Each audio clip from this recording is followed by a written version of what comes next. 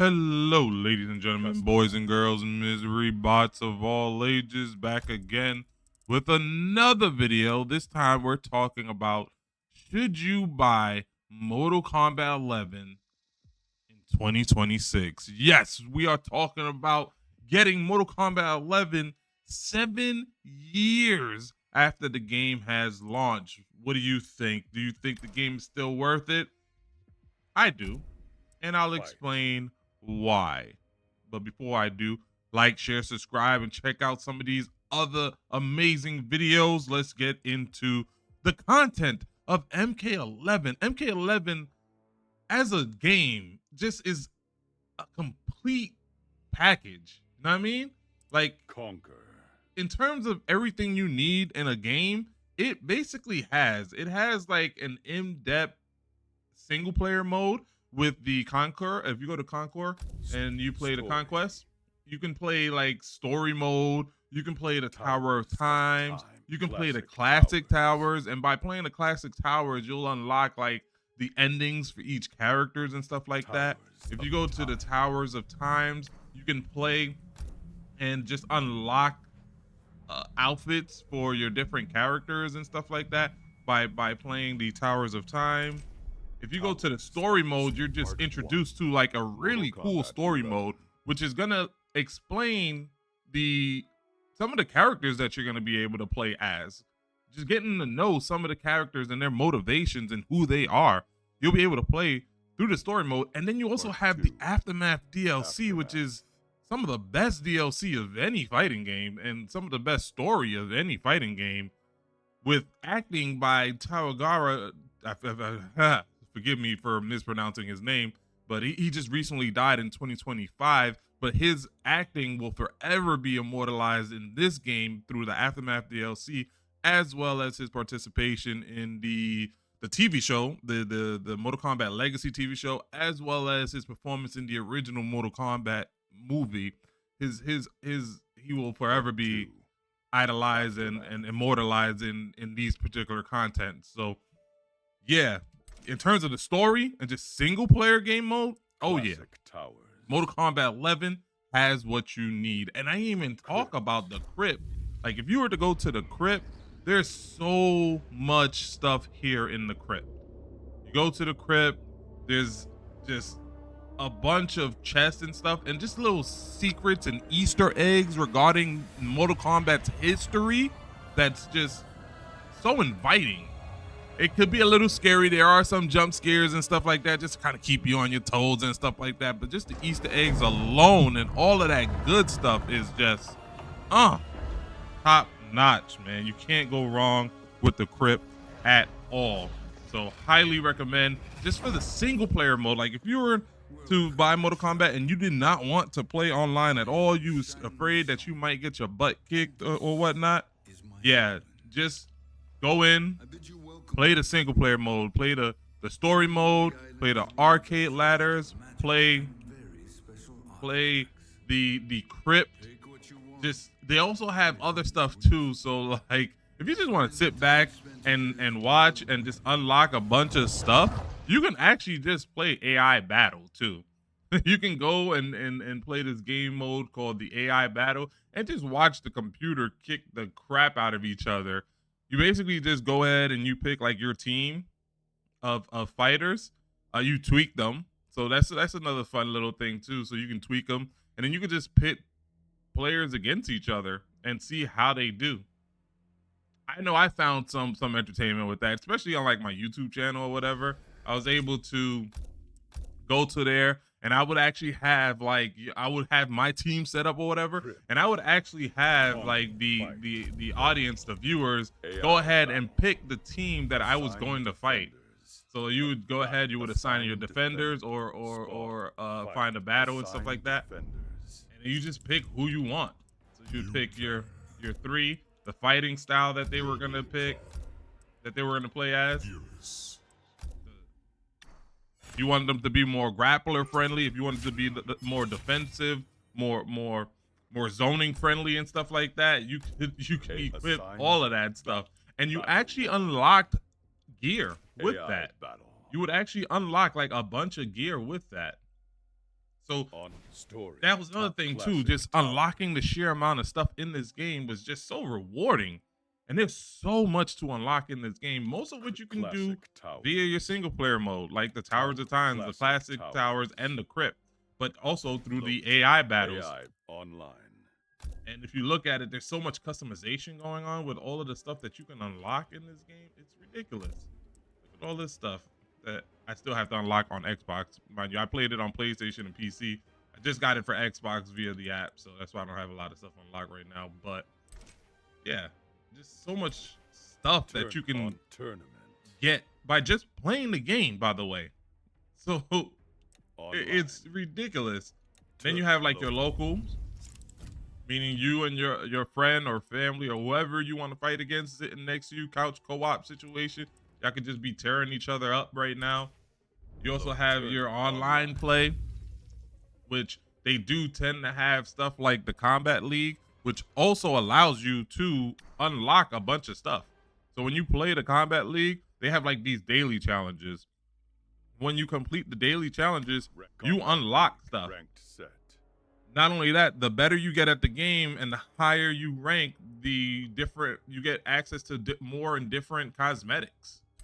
So in this particular Kombat League, so I have my daily challenges, which will give me some time crystals that I can then use to buy stuff. You do have, like, by connecting 25 throws, it looks like I'll unlock an outfit for what looks like Noob Saibot. You have the leaderboards.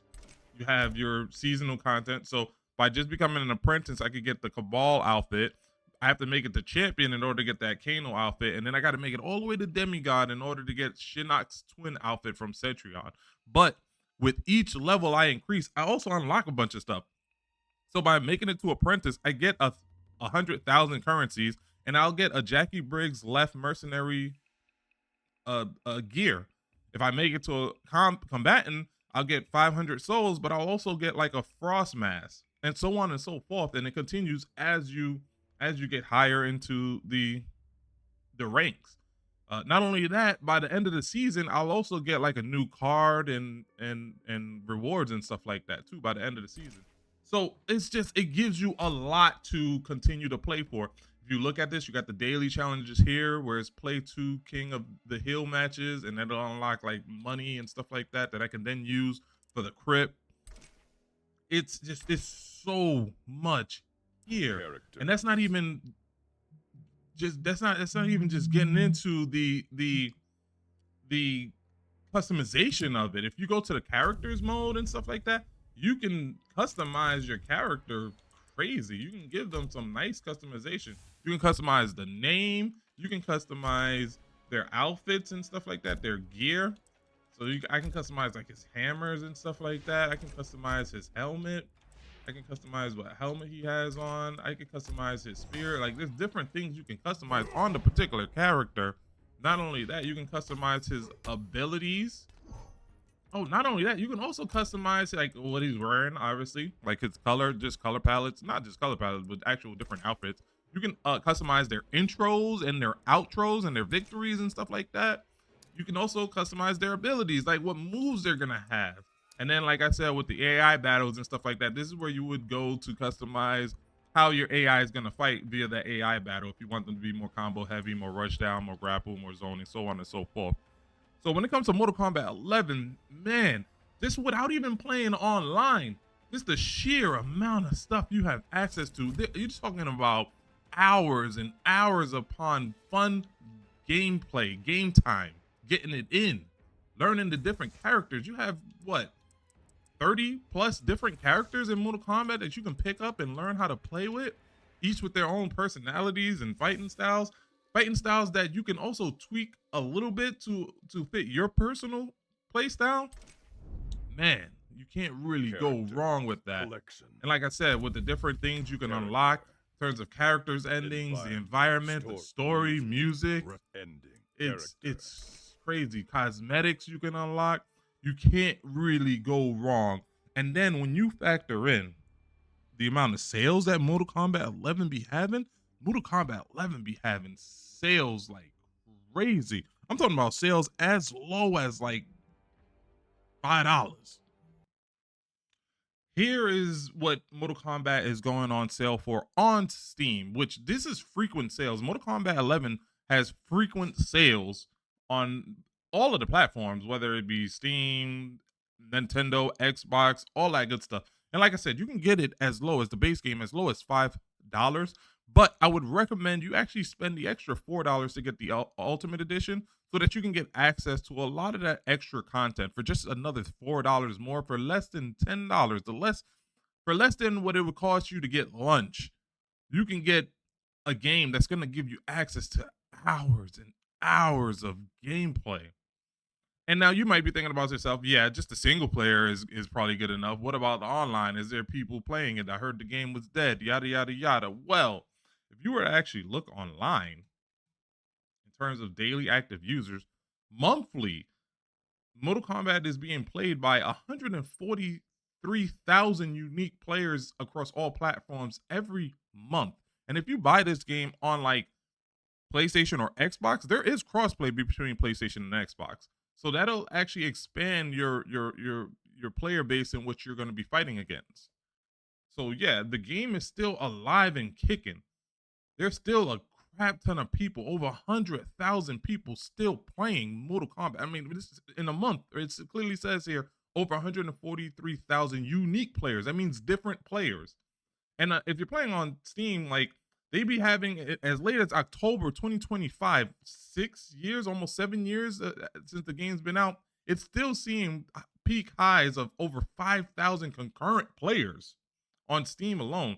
If you go to consoles, you're looking at between 11 to 14,000 players daily. So, yeah, the game is still popular. People are still playing this game, so you will not have to worry about being able to find a match at all.